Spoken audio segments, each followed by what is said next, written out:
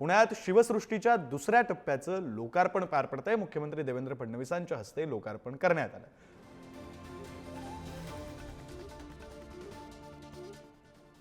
या पावन पर्वावर शिवसृष्टीच्या दुसऱ्या टप्प्याच्या लोकार्पणाच्या निमित्ताने मंचावर उपस्थित असलेले श्रीमंत छत्रपती उदयन महाराज भोसले, केंद्रीय राज्यमंत्री मुरलीधरजी मोहोळ, मंत्रिमंडळातील आमचे सहकारी माननीय चंद्रकांत दादा पाटील, आशिषजी शेलार, मंचावर उपस्थित असलेले आदरणीय नाना जाधवजी, रवींद्रजी वंजारवाडकर, विनयजी सहस्त्रबुद्धे, अमृतराव पुरंदरे, विजयबापू शिवतरे आणि ज्यांनी या संपूर्ण कामामध्ये पुढाकार घेतला ते जगदीशजी कदम, या ठिकाणी उपस्थित या शिवसृष्टी परिवारातील सर्व परिवारजन आणि उपस्थित सर्व भगिनी आणि बंधूंनो, मी सर्वप्रथम आपल्या सर्वांना आजच्या शिवजन्मोत्सवाच्या खूप खूप शुभेच्छा देतो। आज सकाळी शिवनेरी किल्ल्यावर जाऊन तिथल्या मातीमध्ये शिवजन्मोत्सव साजरा करण्याची संधी मिळाली। त्यानंतर पुण्यामध्ये हजारो विद्यार्थ्यांच्या समवेत जय शिवाजी जय भारत अशा प्रकारची विकसित भारताची पदयात्रा, त्या पदयात्रेत सहभागी होण्याची संधी मिळाली। आणि आता खऱ्या अर्थानं आमच्याकरता जी प्रेरणास्थळी निर्माण झालेली आहे, स्वर्गीय बाबासाहेब पुरंदरे शिवशाहीर यांच्या संकल्पनेतून साकार झालेली शिवसृष्टी याच्या दुसऱ्या टप्प्याच्या लोकार्पणाची संधी मिळाली। आणि संध्याकाळी इथनं आग्र्याला चाललो।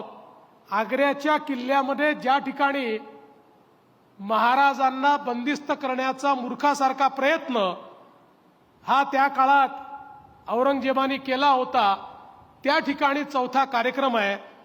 मला असं वाटतं की आजचा दिवस हा माझ्याकरता अत्यंत धन्य अशा प्रकारचा दिवस आहे। आणि जर मला जगदीशजी एका शब्दामध्ये या शिवसृष्टीचं वर्णन करायला सांगितलं तर मी एवढंच सांगेन, मी निशब्द आहे, निशब्द। इतकं सुंदर कार्य या ठिकाणी झालेलं आहे। तुळजाभवानी मातेचं मंदिर, त्याची भव्यता जी तुम्ही साकारलेली आहे, त्या ठिकाणी जे गंगेचं कुंड आहे ते ज्या प्रकारे तुम्ही केलेलं आहे आणि हुबेहूब तोच दगड, तीच मूर्ती, तोच आकार, मला असं वाटतं अतिशय सुंदर अशा प्रकारचं काम हे या ठिकाणी झालेलं आहे। आणि सगळ्यात महत्त्वाचं काही असेल तर या ठिकाणी स्वदेश, स्वधर्म आणि स्वभाषेचं जे दालन तयार केलेलं आहे, त्या पहिल्या दालनामध्ये छत्रपती शिवरायांचे अतिशय दुर्मिळ छायाचित्र हे हाय रिझोल्यूशन मध्ये त्या ठिकाणी तुम्ही तयार केले। वेगवेगळ्या देशातनं ते आणून त्या ठिकाणी तुम्ही ते लावले आहेत।